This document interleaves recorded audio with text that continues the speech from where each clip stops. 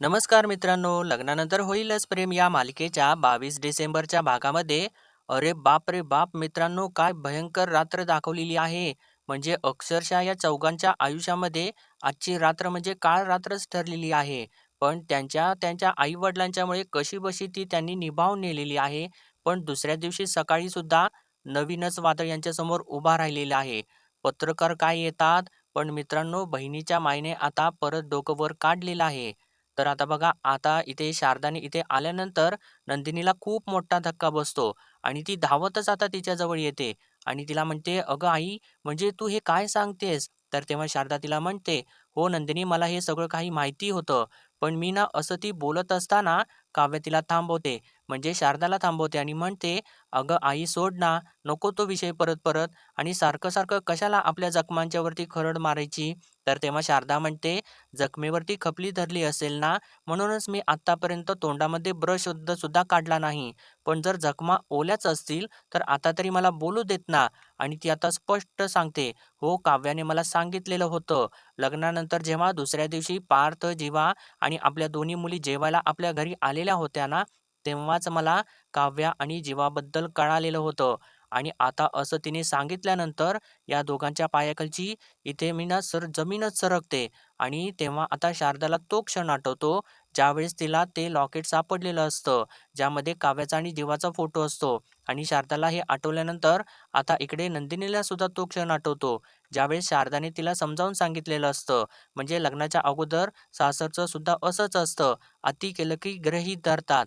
तर तेव्हा नंदिनीने विचारलेलं असतं, "हो ना, मग आपण करायचं तरी काय?" तर तेव्हा शारदाने सांगितलेलं असतं, की आपण स्वीकार करायचा. आणि आता त्यानंतर तिने विचारलेलं असतं, म्हणजे शारदाने फोन केलेला असतो तिला आणि तिने विचारलेलं असतं, की "काव्या कशी आहे?" म्हणजे नंदिनीला विचारलेलं असतं, "काव्या कशी आहे?" आणि आता काय झालेलं आहे, नेहमीसारखं तिने तर तोंड वर केलं नाही ना, अति केलं नाही ना तिने. आणि आता हे सगळं काही नंदिनीला आठवू लागतं मित्रांनो. आणि तेव्हा आता शारदा आता पुढे बोलू लागते. नंदिनीला सांगू लागते, "अगं आई, मी काव्यावरती हे सगळं काही घडलेलं बघितल्यानंतर माझी काय अवस्था झालेली होती ना, मी हे नाही सांगू शकत. तू तिथे मांडवामध्ये नसताना आम्ही ज्या प्रकारे काव्याला लग्नासाठी उभा केलेलं होतं ना, ते आठवून ना मला स्वतःवरची स्वतःलाच लाज वाटायला लागलेली होती."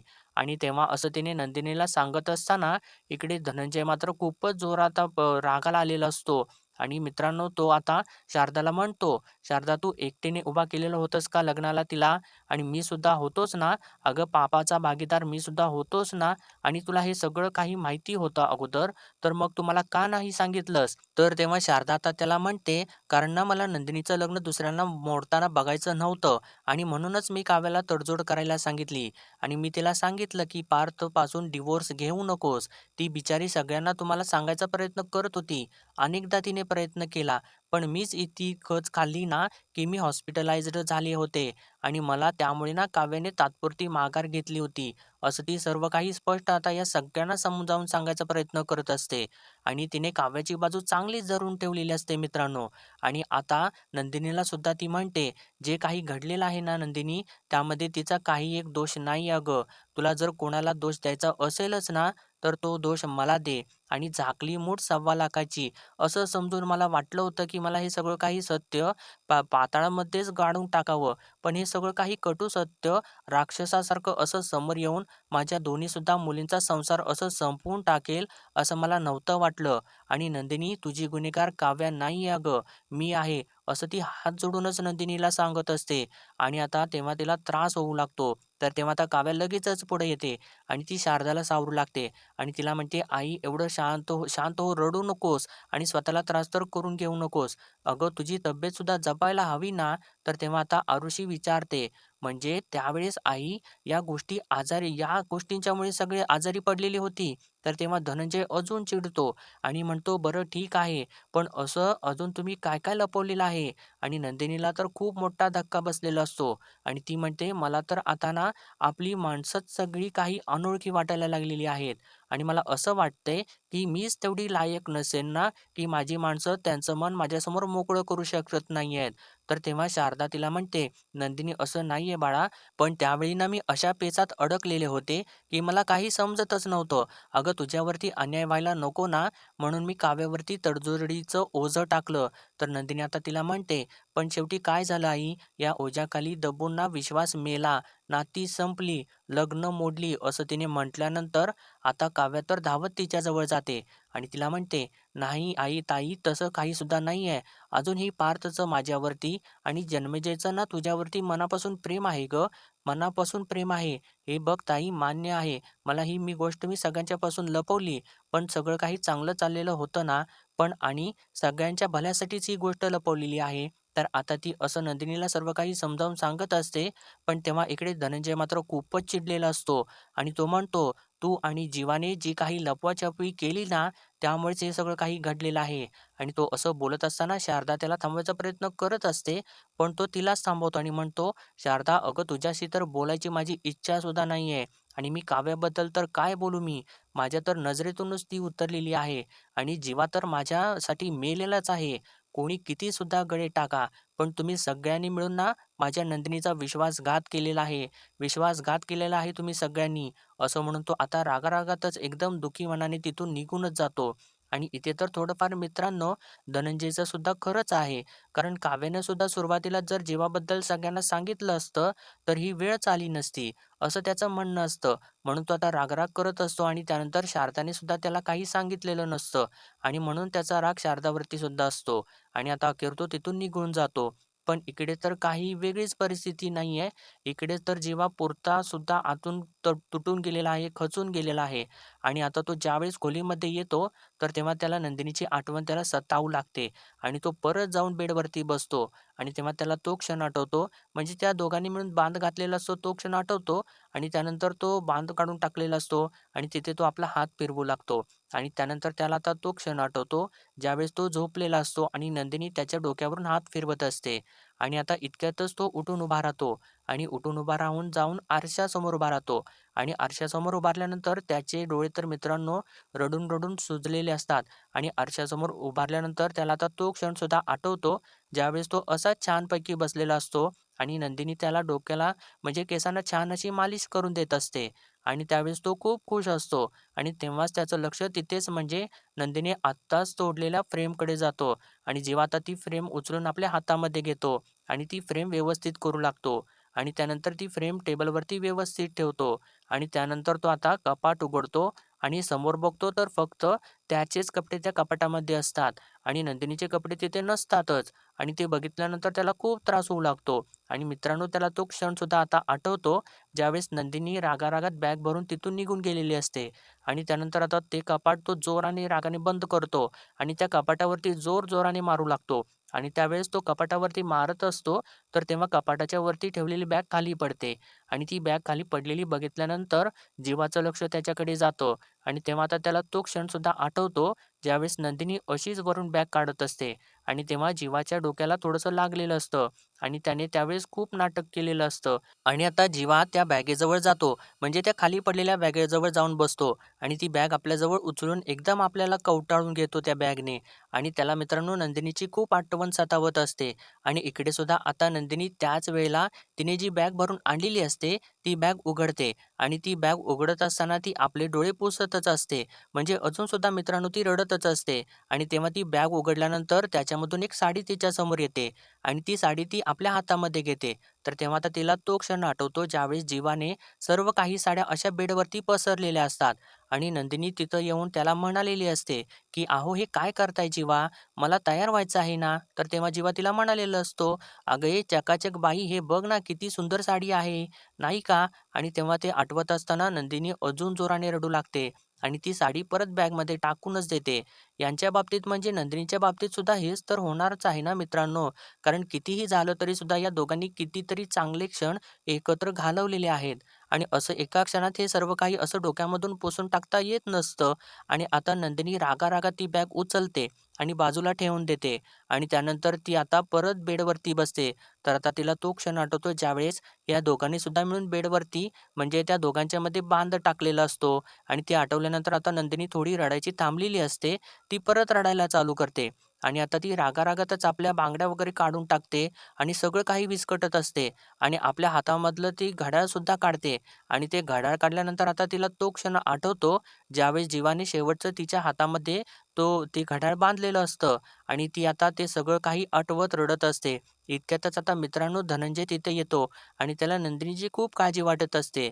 त्यामुळे तो तिथे आलेला असतो आणि तो आता तिथे आल्यानंतर नंदिनीची ती अवस्था बघून तिच्या खांद्यावरती तो हात ठेवतो आणि आता धनंजयला म्हणजे आपल्या वडिलांना बघितल्यानंतर नंदिनी अजून भावूक होते आणि जाऊन त्याला मिठीच मारते आणि जोरजोराने त्याच्या कुशीत शिरून रडू लागते. तर तेव्हा धनंजय सुद्धा तिला खूप सावरू लागतो आणि इकडे सुद्धा आता पार्थची काही वेगळी अवस्था नसते. पार्थ एकदम म्हणजे त्या स्वतःला सावरण्याचा प्रयत्न करत असतो. पण ज्यावेळेस आता तो खोलीमध्ये येतो, त्यावेळेस ती खोली बघितल्यानंतर त्याला इतका त्रास होऊ लागतो, की तो सुद्धा क्षण त्याच्यासमोर ते एक क्षण सुद्धा तो तिथे थांबत नाही आणि पटापटा सगळं काही झोपायचं सामान घेतो, अंथरूण-पांघरूण वगैरे घेतो आणि तिथून हॉलमध्ये बाहेर येतो आणि हॉलमध्ये येऊन तो तिथे झोपी जातो आणि त्यालासुद्धा खूप त्रास होत असतो मित्रांनो. त्याच्या चेहऱ्यावरून अगदी स्पष्टपणे ते सगळं काही दिसत असतं आणि त्यावेळेस आता तो झोपायचा प्रयत्न करतो, म्हणजे डोळे मिटतो, तर तेव्हा तो थोडीशी कूस बदल म्हणजे लगेचच त्याच्या डोळ्यासमोर म्हणजे डोळे बंद केल्या-केल्या काव्याचा चेहरा त्याच्या डोळ्यासमोर येतो आणि त्यानंतर तो थोडीशी कूस बदलतो आणि परत डोळे बंद करतो. तर तेव्हा परत त्याच्या डोळ्यासमोर काव्या येते आणि आता डोळे बंद केल्यानंतर काव्यासमोर येत असताना त्याला दिसते, तर हे नको असतं त्याला आणि तो आता त्याच्या त्रासातून बाहेर पडायसाठी प्रयत्न करू लागतो आणि उठून काय बसतो आणि इकडे पण आता अगदी सेम तीच परिस्थिती असते. इकडे काव्यासुद्धा आता रडत बसलेली असते आणि तेव्हा तिला तर ते सर्व काही पाहिजे असतं आणि तिला तो क्षण आठवत असतो ज्यावेळेस तिने पार्थला मागून मिठी मारलेली असते आणि त्यानंतर पिलो घेऊन ती पार्थला मारत असते आणि आता हे सगळं काही आठवत असताना तिला सुद्धा खूप त्रास होत असतो आणि ती जोरजोराने रडत असते. तर इकडे आता परत पार्थ आपली साईड चेंज करतो आणि परत झोपायचा प्रयत्न करत असतो आणि ज्यावेळेस आता तो परत डोळे बंद करतो, तर तेव्हा परत त्याच्या डोळ्यासमोर काव्या येते आणि तो आता इतका त्रास करून घेऊ लागतो स्वतःला, की ती उशी घेतो आणि त्या उशीने आपले दोन्ही कानच जोराने दाबून टाकतो आणि घट्ट सगळं काही बंद करून घेतो आणि इकडे तर आता काव्या हॉलमध्येच बसलेली असते रडत आणि तेव्हा तिला खूप त्रास करून घेत असते ती स्वतःला. तेव्हा आता शारदा तिच्याजवळ येते.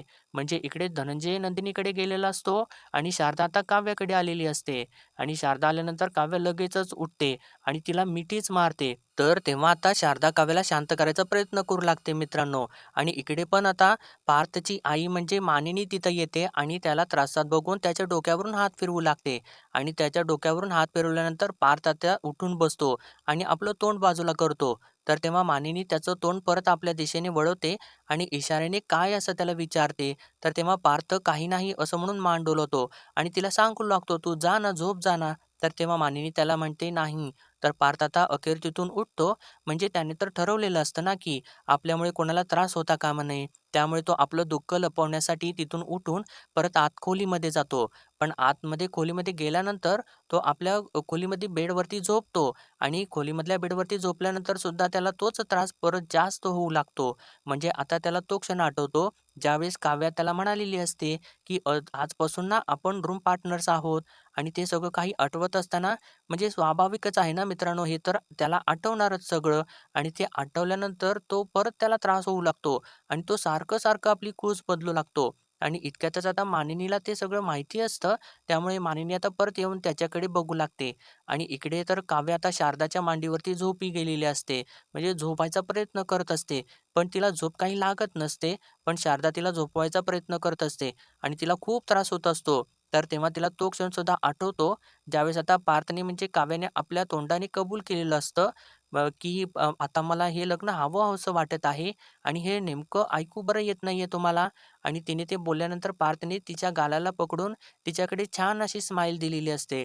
तो क्षण आठवून आता काव्याला खूप त्रास होऊ लागतो आणि ती खूप जोराने रडू लागते आणि इतक्यातच आता मित्रांनो मोबाईलच्या स्क्रीनवरती काव्याला दिसतं, की 11 वाजून 11 मिनिटं झालेली आहेत आणि ती लगेचच उठते आणि आपले डोळे बंद करते आणि हात वगैरे जोडते आणि युनिव्हर्सकडे प्रार्थना करू लागते. ती विश मागते, की "हे सगळं काही देवा व्यवस्थित कर. युनिव्हर्सकडे हे सगळं काही व्यवस्थित कर." असं ती प्रार्थना करते. तर मित्रांनो, यांची रात्र आता कशीबशी तर निघून जाते खरी, पण अक्षरशः या चौघांची ही रात्र म्हणजे ती काळरात्र असल्यासारखीच झालेली आहे. पण त्यांना सगळ्यांना सावरायला त्यांचे आई-वडील असल्यामुळे ते थोडं सगळं काही निभावून गेलेलं आहे. पण त्यानंतर तर आता दुसऱ्या दिवशी सकाळी इकडे या दोघी चांगल्याच सेलिब्रेट करत असतात. म्हणजे वसू आणि रम्या. म्हणजे वसूने तर चांगली अशी दारू वगैरे बाटली त्याची ओपन केलेली आहे आणि दोघे सुद्धा आता आपला छान असा ग्लास भरतात आणि चीअर्स वगैरे करून छान एन्जॉय करत असतात. तर तेव्हा रम्या म्हणते, "yes, cheers for success and happiness." आणि असं तिने म्हटल्यानंतर रम्यासुद्धा असं येस, येस म्हणत खुश होत असते आणि ती रम्याला एक फ्लाइंग किस देते. तर तेव्हा रम्या बरोबर अगदी काव्य कशी फ्लाइंग किस अडवत असते, अगदी तशीच फ्लाइंग किस अडवते. तर ती फ्लाइंग किस अडवून दाखवते ती. तर तेव्हा वसू तिला एक फटका मारते आणि म्हणते, "अगं ए, तू काय काव्य आहेस का अशी फ्लाइंग किस अडवायला?" तर तेव्हा रम्या तो फ्लाइंग किस घेते आणि "हो, अगं नाही, नाही, नाही" असं म्हणून ती हसू लागते आणि ती म्हणते, "अगं आई, आपण तर फायनली जिंकलेलो आहे आणि फायनली ना आपण आजच्या दिवसावर आपल्या विजयाची मुहूर्त रोवलेली आहे." तर तेव्हा वसूसुद्धा म्हणते, "येस, खरंच रम्या, खरंच जिंकलेलो आहे आपण. आता ना आपले दुःखाचे दिवस संपलेले आहेत, ते पण कायमचे. पण या लोकांचा त्रास ना अजून संपलेला नाहीये. यांना ना अजून खूप हाल भोगायचे आहेत. आजची रात्र ना रडून-रडून तर खरंच थकून झोपले असतील हे, पण उद्याची सकाळ ना या सगळ्यांच्या आयुष्यामध्ये अजून एक वादळ घेऊन येणार आहे."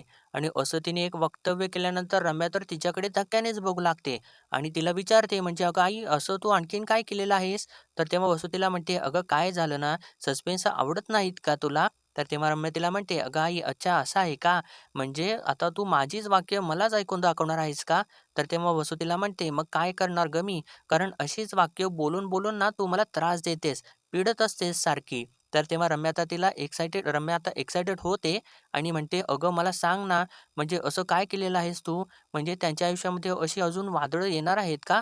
तर वसू तिला म्हणते, "अच्छा असं आहे का? मग सांगू का मी? मग आता तू जरा ऐक. उद्या सकाळी" असं म्हणून ती आढेवेढे घेत असते. तर तेव्हा रम्या तर खूप एक्साइटेड झालेली असते आणि तिला तर धीर धरवत नसतो आणि ती म्हणते, "अगं आई, सांग ना पटकन, सांग ना, किती निवांत चाललेलं आहे तुझं?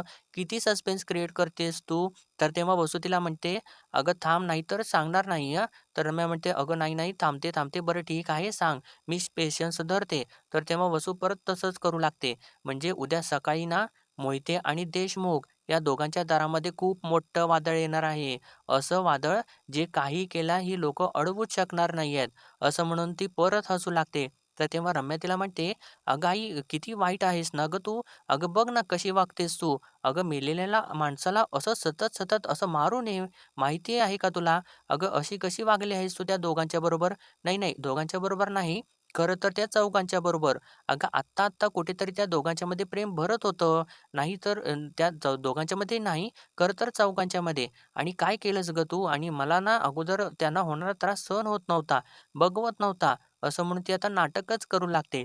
"आणि तू ना खूप वाईट आहेस आई, खूपच वाईट आहेस तू." असं ती वसूला रम्या म्हणत असते. तर तेव्हा वसू रम्याला एक फटका मारते आणि म्हणते, "अगं हे नाटकी, गप्प बस आणि पी ते." तर तेव्हा रम्या तिला म्हणते, "हो ना, मग तू मला सांग ना, तू मला असं का सस्पेन्समध्ये ठेवत आहेस?" तर वसू तिला म्हणते, "काय आहे ना रम्या, सुरुंग तर मी पेरलेला आहे आणि त्याचा धमाका झाला ना, की मग त्याचा आवाज ना तुझ्या कानापर्यंत पोहोचेलच. तर तेव्हा कळेलच ना तुला सगळं काही.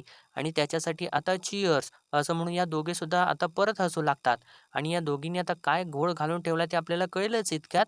तर त्यानंतर आता परत इकडे त्यांनी मानिनी आणि पिहूचा सीन दाखवलेला आहे. मानिनी आता पिहूला सांगत असते, "अगं पिहू, तुझी बॅग राहिलेली आहे इथं आणि तुझ्या ट्युशनची वेळ झालेली आहे का नाही? जा बरं पटकन ट्युशनला. मोबाईलवरती बघत बसू नकोस." आणि तेव्हा पिहू मोबाईल बघत बसलेली असते आणि त्यावेळेस ती रील स्क्रोल करत असते. इतक्यातच आता जीवा तिथे वरून खाली येतो आणि तो मानिनीला म्हणतो, "अगं आई, मला जरा चहा देतेस का प्लीज?" तर तेव्हा मानिनी त्याला म्हणते, "हो, देते ना मी चहा. आणि तुला झोप लागली का बाळा? जरा तरी झोप लागली का?" तर तेव्हा जीवा हो म्हणत असतो आणि मानिनी त्याच्या गालाला हात लावत असते आणि त्याच्या गालाला हात लावल्यानंतर तिला जाणवतं, की जीवाला म्हणजे जीवाचं अंग थोडंसं गरम आहे आणि ती त्याला म्हणू लागते, "अरे जीवा, तुझं तर अंग गरम आहे आणि तू डॉक्टरकडे जाऊन ये बरं आणि मी सुद्धा येते हां तुझ्यासोबत." अरे आणि पिहूला सुद्धा बरं वाटत नव्हतं ना, ती सुद्धा डॉक्टरांच्याकडे जाऊन आलेली आहे. तर तेव्हा जेव्हा तिला सांगत असतो, "नाही, नाही अगं मी ठीक आहे." असं तो बोलत असताना इतक्यातच आता पिहू एकदमच धक्क्याने तिथून उठते आणि जीवाला म्हणते, "अरे दादा, हे जीवा दादा हे बघ. अरे 16 डिसेंबरची रील व्हायरल झालेली आहे." आणि ते बघितल्यानंतर आता जीवाला सुद्धा धक्का बसतो आणि तो म्हणतो, "अगं काय सांगतेस?" आणि त्यानंतर तो मोबाईल आपल्या हातामध्ये घेतो आणि त्यामधले कमेंट्स वाचू लागतो. त्याच्यावरती एक कमेंट असते, की व्हाईट स्वॅपिंग आणि त्यानंतर अजून एक कमेंट असते, की देशमुखांची पोरं तर खूपच घुसलेली निघाली आणि ते वाचत असताना त्याला खूप राग येऊ लागतो आणि त्यानंतर अजून एक तो कमेंट वाचतो, की जीवाची मजा एक लग्न करून. जीवाची मजा झाली, पण त्याच्या बायकोलाच सजा झाली आणि काव्या म्हणजे यूज असं तो वाचत असताना मानिनी आता त्याला ते वाचण्यापासून थांबवते आणि त्याला म्हणते त्याच्या हातातून ती मोबाईल खेचूनच घेते आणि म्हणते, "तू वाचूच नकोस रे ते, अजिबात वाचू नकोस." आणि आता हे सगळं काही प्रकरण काढल्यानंतर या सगळ्यांना परत आता मोठा धक्का बसणार आहे आणि त्या जीवा तर धक्क्याने पिहूकडे बघत असतो आणि पिहूला सुद्धा अजून मोठा धक्का बसलेला असतो. आणि आता या सगळ्यामधून आता हे चौघे कसे सावरतात कोणास ठाऊक. आणि मित्रांनो, आजचा भाग त्यांनी इथेच संपवलेला आहे आणि पुढील भागामध्ये आपण पाहणार आहोत. आता सर्व पत्रकार इथे देशमुखांच्या घरी आलेले असतात आणि तेव्हा ते पत्रकार पार्थसमोर येतात आणि ते पार्थला आता प्रश्नांचा भडीमार त्याच्यावरती करू लागतात. तर एक पत्रकार पार्थला विचारतो, "तुमच्या बायकोचं अफेअर सुरू होतं, हे कळाल्यानंतर आता तुम्हाला कसं वाटतंय?" तर त्यानंतर दुसरी पत्रकार पार्थला लगेचच विचारते, "तुमचा भाऊ तुमचा घात करत होता, हे कळल्यानंतर सुद्धा तुम्ही एकाच छताखाली कसे काय राहताय?" म्हणजे त्याला इतकं टोचून बोलत असतात, त्याला त्याचा किती त्रास होत असणार आहे मित्रांनो त्यालाच माहिती. आणि असं हे सगळे आता पत्रकार काही विचारत असताना या सगळ्यांना खूप मोठा त्रास होत असतो खरा. आणि इकडे सुद्धा आता मोहितेंच्या घरी कुठल्यातरी संस्कृती रक्षक समितीच्या भरपूर साऱ्या बायका घरी आलेल्या असतात आणि त्या आता इकडे निदर्शनं करत असतात आणि त्या तर एकदम निदर्शनच करत त्यांच्या घरामध्येच घुसतात आणि तेव्हा नेमकी काव्यच त्यांच्यासमोर असते आणि त्यामध्ये एक बाई म्हणते, "सभ्य समाजाच्या तोंडावरती काळिमा फासणाऱ्या पोरीशी कशासाठी बोलत बसलेला आहे तुम्ही? हिच्या तोंडाला काळं फासा." असं म्हणून आता सर्व बायका काव्याच्या तोंडाला काळं फासायसाठी पुढे येऊ लागतात. तर तेव्हा आता काव्या त्यांच्यामधल्या एका बाईचा हात पकडते आणि थांबवायचा प्रयत्न करत असते. तर इतक्यातच आता मित्रांनो नंदिनी पुढे येते आणि चक्क त्या बायकांचा हात पकडते आणि त्यांना मागच ढकलते. तर ते बघितल्यानंतर मित्रांनो काव्याला तर खूप छान वाटतं. कारण अखेर कितीही झालं तरी सुद्धा तिची नंदिनीताई तिला वाचवायसाठी, सावरायसाठी पुढे येते. तर मित्रांनो, आता अखेर बहिणीची माया तर वर आलेली आहे आणि बघूयात आता आपण उद्या काय घडतं ते. तर तोपर्यंत आपल्या व्हिडिओला लाईक, शेअर आणि सबस्क्राईब नक्कीच करा.